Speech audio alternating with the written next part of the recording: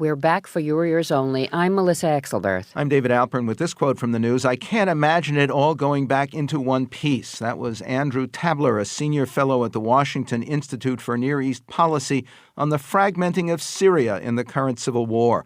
Also last week, President Obama and Turkish Prime Minister Recep Tayyip Erdogan called again for pressure to oust the Assad regime.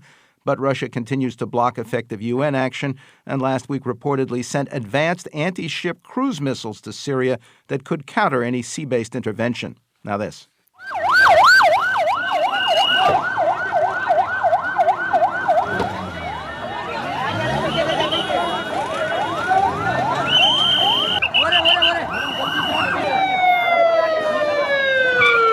Despite the violence that marked last week's voting in Pakistan, including 11 dead from a Taliban bomb in the financial hub of Karachi, as we heard, the country went on to a historic completion of one elected government and the handoff to another. But the victory of former Prime Minister Nawaz Sharif and his center-right Punjab-based Pakistan Muslim League presents both opportunities and challenges for the nation and for U.S. interests in the region. Sharif must deal with economic stagnation and domestic terrorism, the war next door in Afghanistan, and long-standing tension with neighboring, also nuclear-armed India. To consider all those factors and more for your ears only, we're joined by Daniel Markey, Senior Fellow for India, Pakistan, and South Asia at the Council on Foreign Relations. Welcome to the program. Great to be with you. What did voter turnout, despite the violence, tell you about the underlying strength of democracy in Pakistan? Well, for the most part, I think it basically contradicts the notion that Pakistanis don't support a democratic system. There had been some polls that came out shortly before the elections. They suggested that basically Pakistanis were more in favor of military rule or Sharia law rather than democracy. And I think the fact that millions of Pakistanis did come out, about 60% voter turnout, suggests that on the whole that's a wrong assumption. What about the final fate of cricket star candidate Imran Khan after so much media attention?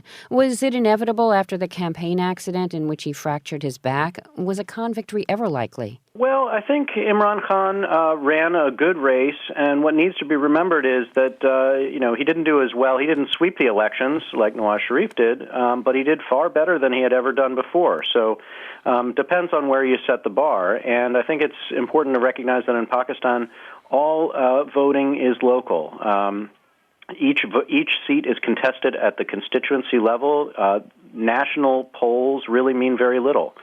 So it depends on the strength of the candidates that you have at the local level and your ability to mobilize people. And that can take time to build up. And I don't think Imran Khan and his party are quite there yet, but they may be there the next time around. So what political impact do you see from the visit by Sharif to Khan's hospital room, particularly on Khan's initial complaints of voting irregularities? Well, one of the things that people have been asking about Nawaz Sharif is whether he would be magnanimous in victory. One of the things that's dogged him is his reputation in the past about holding grudges, personal vendettas, ruling kind of ruthlessly when he had the prime ministership twice in the 1990s. And so the idea of him coming right out of the coming out of the gate, trying to work closely with Imran Khan, and as we've seen over the past day or so, meetings with the military as well.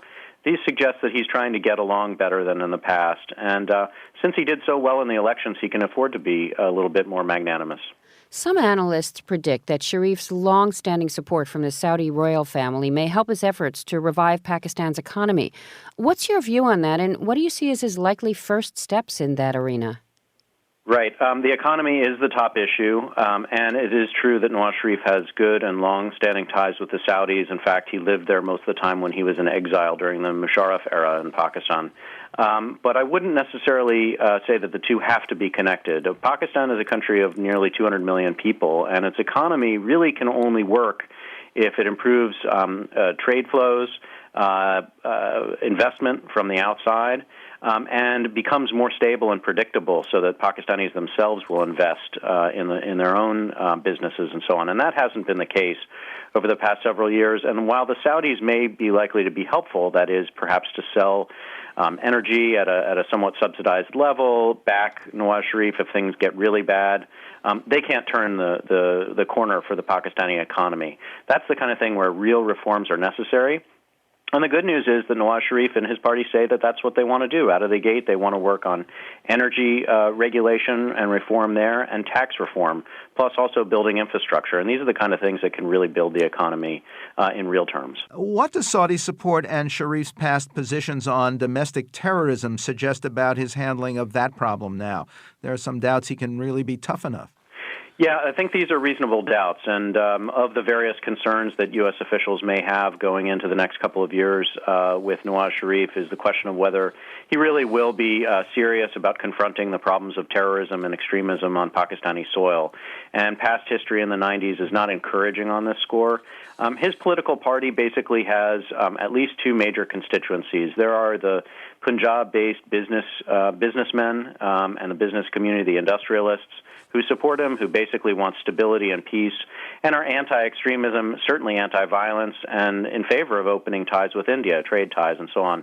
And then there's the other side of his coalition, which is a more to the right, more extreme, has ties and friendship, some sympathy and affiliation with groups that we would consider to be extremists, and some of them even violent terrorists. So the question is how he can basically manage the various parts of his party. Especially with the nuclear issue in mind, what do you see for Sharif's relations with nuclear neighbor India?